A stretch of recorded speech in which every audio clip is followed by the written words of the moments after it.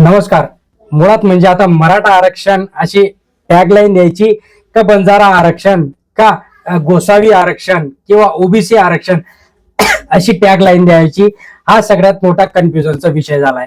कारण की आता ज्या पद्धतीने मराठा समाजाला 2 सप्टेंबर रोजी जी आर काढला आणि त्या जी-आरच्या अनुषंगाने हैदराबाद गॅजेट लावायचा आणि तो हैदराबाद गॅजेटच सगळ्या महाराष्ट्राच्या डोक्यामध्ये एवढा काही जाऊन बसला की त्या हैदराबाद गॅजेटमुळे आज प्रत्येक समाज हा एसटी आरक्षण मागायला लागलाय.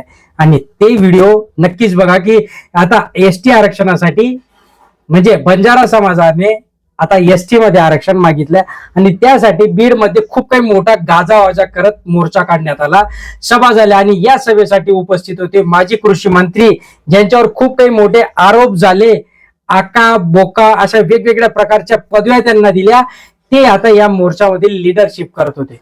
बघा काय म्हटले ते आपल्या मोर्चामध्ये, बघूनच घ्या. हे करत असताना जर हैदराबाद गॅजेट मध्ये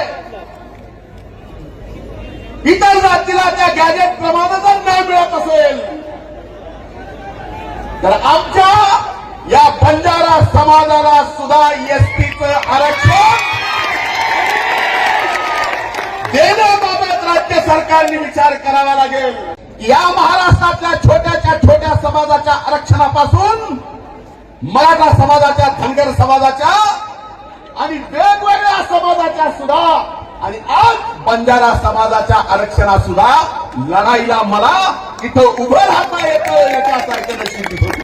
तर बघितलं मित्रांनो, दाढी वाढवलेले, चष्मा आणि अशा पद्धतीने बंजारा समाजाचं नेतृत्व करणारे म्हणजेच बीडचे आमदार कोण तर धनंजय मुंडे म्हणता की मला सर्वस्वी अभिमान आहे. अभिमान कसा आहे की देवेंद्र फडणवीस आणि राज्याचे दोघं उपमुख्यमंत्री यांनी मराठा समाजाला ओबीसी मधनं आरक्षण द्यायचं लागू केलं आणि हैदराबाद गॅजेट देखील लागू करायचं ठरवलं. पण हैदराबाद गॅजेट लागू करत असताना तुम्हाला इतर समाजाला देखील समजून घ्यावं लागणार आहे. इतर समाजाच्या भावना काय आहेत त्या देखील समजून घ्याव्या लागणार आहेत. कारण की हैदराबाद गॅजेट मध्ये फक्त आणि फक्त कुणबी समाजाविषयी नाही लिहून ठेवलंय.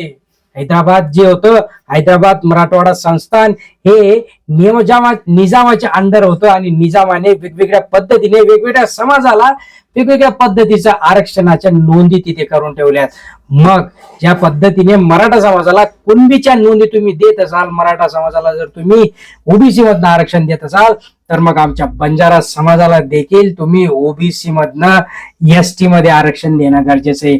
आम्हाला नको आहे ओबीसी आरक्षण, आम्हाला ओबीसी आरक्षण नको, आम्हाला हैदराबाद गॅजेट नुसार तुम्ही एसटी मध्ये आरक्षण द्या. बोलताना बोलले देखील ते की आम्ही राजस्थान, गुजरात कडे बंजारा समाज आज एसटी प्रवर्गात आहे आणि महाराष्ट्रात आम्हाला फक्त ओबीसी मध्येच का. तर मित्रांनो, अशा वेगवेगळ्या पद्धतीच्या वेगवेगळ्या समाजाच्या ओबीसी, बंजारा, गोसावी वेगवेगळ्या जातीचे लोक जे ते महाराष्ट्रातील जे गुण्या गोविंदाने राहत होते ते एका शब्दामुळे संपूर्ण महाराष्ट्र आता विखुरला गेलाय. जातीमध्ये आता भांडणं सुरू झालीत.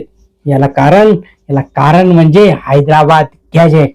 या हैदराबाद गॅजेटने संपूर्ण मराठा समाजाला, ओबीसी समाजाला, गोसावी समाजाला सगळ्यांना कामाधंदाला लावलं आणि सांगतंय की हैदराबाद गॅजेट नुसार सगळ्यांना आता कुणाला ओबीसीचं आरक्षण पाहिजे तर कुणाला एसटीचं आरक्षण पाहिजे. म्हणजे रेशन कार्ड मध्ये ते रेशन दुकानात जसं ते तांदूळ वगैरे, आनंदाचा शिरा वगैरे वाटप करण्यात येतो, त्या पद्धतीने आरक्षणाचं वाटप चालू आहे का काय महाराष्ट्रामध्ये, हा सवाल इथे मला विचारायचा आहे. ज्या पद्धतीने महाराष्ट्रातील वेगवेगळ्या भागांमध्ये वेगवेगळ्या ठिकाणी लोक राहत होते, वेगवेगळ्या ठिकाणचे लोक आज ठीक आहे जी काही परिस्थिती ती परिस्थिती मान्य करून परिस्थितीचा सामना करत होते. पण या हैदराबाद गॅजेट आणि मराठा आरक्षणामुळे आता संपूर्ण महाराष्ट्र कामाधंद्याला लागलेला आपल्याला दिसत आहे. तर मित्रांनो, याच्यामध्ये जर विचार केला तर आता ठीक आहे, बंजारा समाजाने आपलं मागणी करता येते, त्यांची मागणी देखील योग्यच म्हणता येणार आहे. कारण की ज्या पद्धतीने जर तुम्ही हैदराबाद गॅजेटचा वापर इतर समाजाला आरक्षण देण्यासाठी वापरत असाल तर मग हैदराबाद गॅजेटमध्ये ज्या नोंदी आहेत त्या नोंदीनुसार बंजारा समाज देखील तिथे एसटी प्रवर्गामध्ये जाऊ शकतो. पण इतर सगळ्या लोकांना ज्या पद्धतीने एकच गोष्ट मी सांगणार आहे, ज्या पद्धतीने मनोज जरांगे पाटील यांनी आपलं उपोषण आंदोलन करत असताना कुठल्याच नेत्याला त्याचं म्हणजे कुठल्याही नेत्याला तिथे येऊ दिलं नाही, कुठल्याही नेत्याला त्याचं प्रभुत्व मिळवू दिलं नाही. त्या आरक्षणाच्या मुद्द्यावर फक्त आणि फक्त सर्वसामान्य जनता तिथपर्यंत पोहोचली. तसेच बंजारा समाजाने देखील करणं गरजेचं आहे, कारण की हे नेते पुढारी काही कोणाचे नसतात, हे आपली फक्त पोळी भाजून नेता.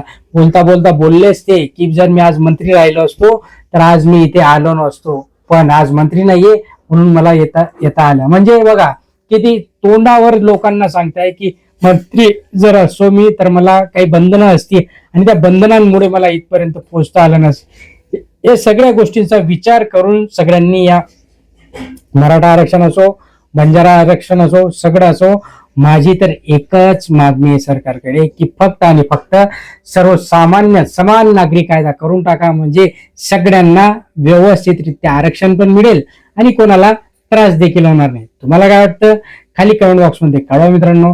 तुमच्या प्रतिक्रिया काय आहेत ते नक्की कळवा. लाईक केलं नसेल लाईक करा, सबस्क्राईब करा, चॅनलला शेअर करा. धन्यवाद.